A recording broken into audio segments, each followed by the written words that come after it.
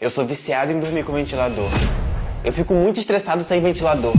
Eu não quero que me grava, sai! Tudo começou quando eu tinha 1 ano de idade. Minha mãe ligava o ventilador pra me refrescar e desde então eu viciei. Quando o ventilador dele parou de funcionar, ele entrou em abstinência de vento.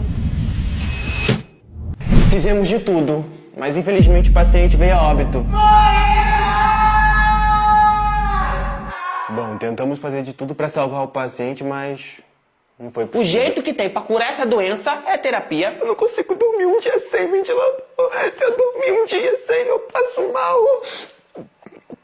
Para a gravação, para.